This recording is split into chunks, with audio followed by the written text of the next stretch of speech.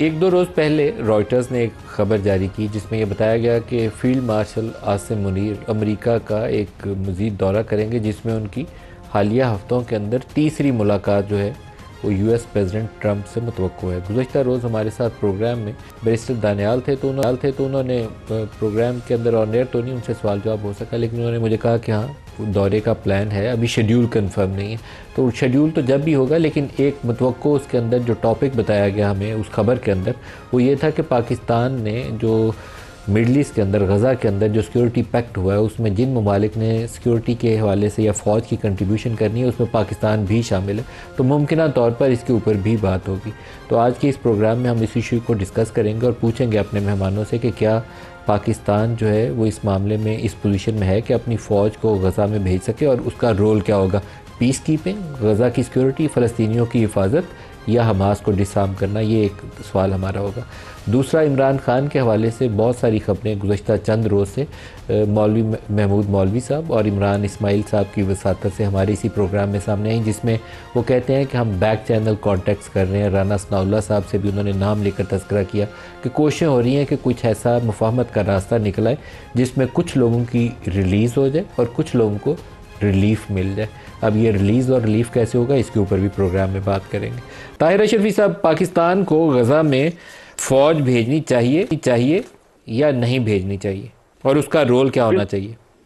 बिस्मिल्लाहिर्रहमानिर्रहीम नहमदुहु व नुसल्ली व नुसल्लिमु अला रसूलिहिल करीम। देखिए, गुजारिश ये है कि सबसे पहली बात तो नदीम मलिक साहब, मैं अपनी इत्तलाआत और यहाँ माशाल्लाह राना साहब आपके पास बैठे हैं, मुमकिन है वो भी इसकी तस्दीक करें। ये अर्ज करना चाहता हूँ कि ये जो बात फैलाई जा रही है कि पाकिस्तान खुदा न खास्ता अपनी फौज भेजेगा और वो जाके हमास को डिसआर्म करेगी, वो फलस्तीनियों से असला वापस लेगी, पाकिस्तान ने ना इस हवाले से अभी तक कोई बात की है, ना इस हवाले से कोई बात है। बल्कि अगर हम देखें तो ये मैं जिम्मेदारी के साथ कह सकता हूँ कि पाकिस्तान के वजीर खारजा नायब वजीर आजम इसहाक डार साहब भी पिछले हफ्ते में कह चुके हैं कि हमारा अगर पाकिस्तान किसी वक्त कोई तय करता है कि उसने अपनी फौज को भेजना है, वो फलस्तीनियों की जो है हिफाजत, गजा की तामीर नौ और गजा की जो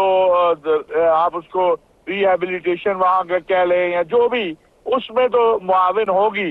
लेकिन इस तरह के किसी अमल में जिससे फलस्तीनी उसको पसंद ना करें और अहले फलस्तीन उसको उसके साथ अपना इख्तिलाफ करें, पाकिस्तान ऐसा कोई काम नहीं करेगा।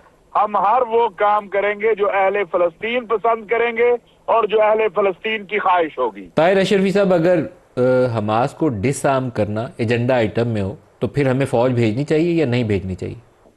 मेरा ख्याल है हमारी फौज फिर बिल्कुल नहीं जाएगी। हम फलस्तीनियों के साथ लड़ने के लिए कभी भी नहीं इंशाअल्लाह जाएंगे, ना ऐसी कोई सूरत बनेगी और ना ऐसी कोई तवक्को रखे पाकिस्तान से कि पाकिस्तान का फौज, जो पाकिस्तान की फौज जो ईमान तकवा जिहाद फी सबीलिल्लाह वाली फौज है, और पाकिस्तान का मौकफ जो इस वक्त भी आप देखें ना, पाकिस्तान का आर्मी चीफ वाहिद है दुनिया में जो जिसने 7 अक्टूबर के बाद फलस्तीनी सफीर को GHQ में दावत दी और हर मुमकिन सतह पर जो मुमकिन ताउन था वो हो रहा है।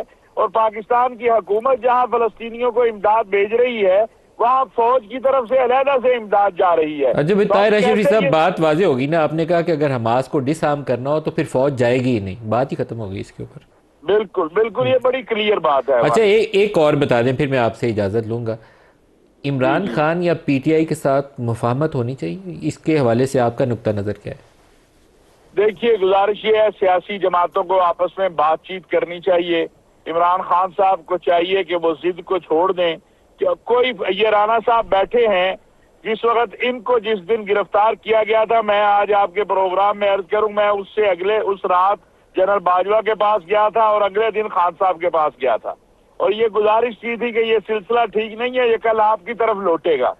तो अभी भी आपने ऐसी कोई कोशिश की है ताहिर अशरफी साहब? अभी भी किसी से मुलाकात करने गए हैं कि मुफाहमत का अमल खोला जाए?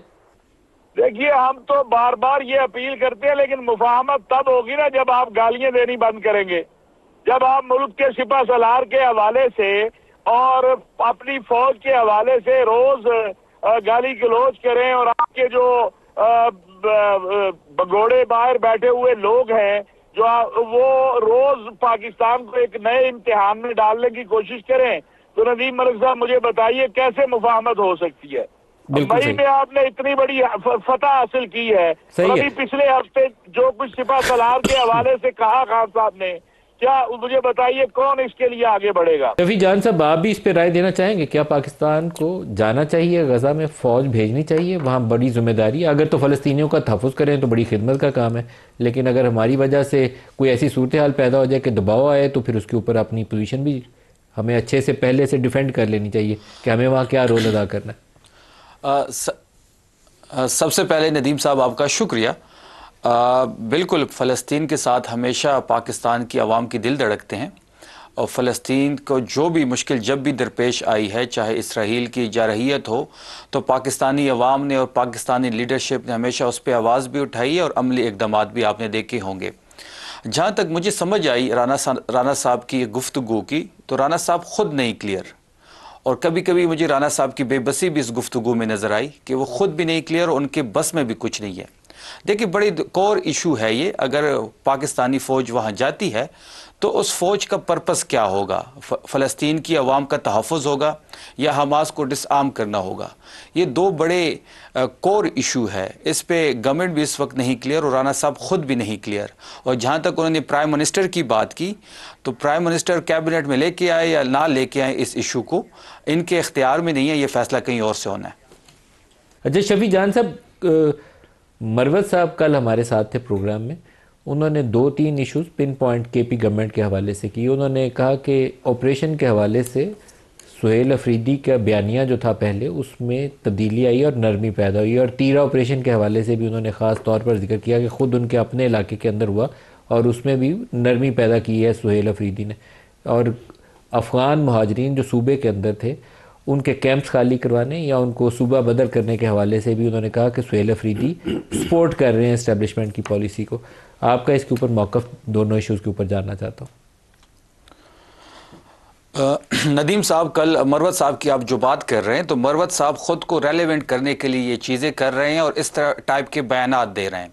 ना ही सूबाई हुकूमत ने कोई इजाज़त दी है, ना ही सूबाई हुकूमत किसी ऑपरेशन को सपोर्ट करती है, ना ही सूबाई हुकूमत बंद कमरों के फ़ैसले को एक्सेप्ट करेगी।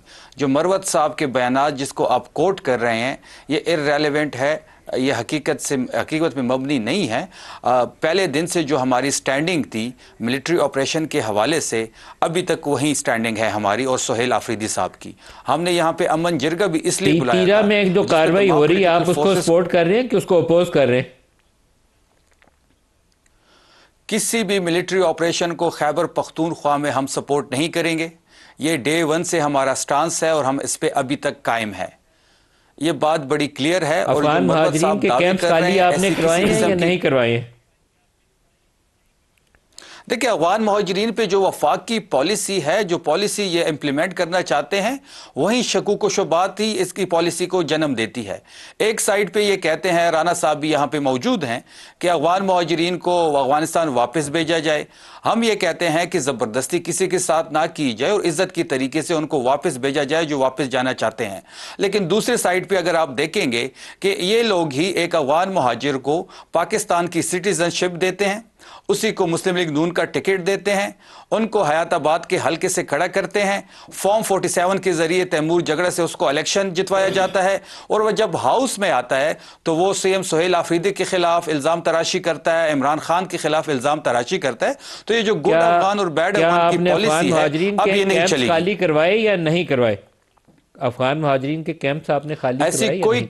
ऐसी कोई कैंप सूबाई हुकूमतें खाली नहीं करवाए।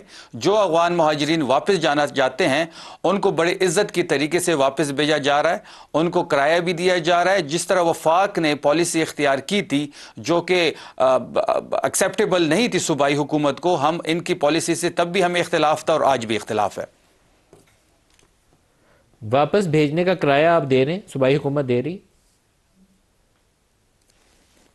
जी बिल्कुल, जो लोग वापस जाना चाहते हैं, यहाँ पे एक मीटिंग हुई थी 3 दिसंबर को, उसके मिनट्स भी मैं आपके साथ शेयर कर दूंगा। उसमें तमाम डिप्टी कमिश्नर साहब को यहाँ पे होम में यह मीटिंग हुई थी। तमाम डिप्टी कमिश्नर साहबान को ये ऑर्डर्स जारी हुए थे कि जो लोग वापस जाना चाहते हैं उनको बड़े इज्जत की तरीके से वापसी का किराया दे के हम उनको रुख्सत कर रहे हैं, बड़े प्यार से। हम इस तरह नहीं कर रहे जिस तरह वफाक ने किया, जिस ज्यादती ज़बरदस्ती से उन्होंने पंजाब से और बाकी सूबों से इनको निकाला। अच्छा, मैं राणा साहब से भी इसका जवाब ले लूं। राणा साहब, कल हमारे साथ मरवा साहब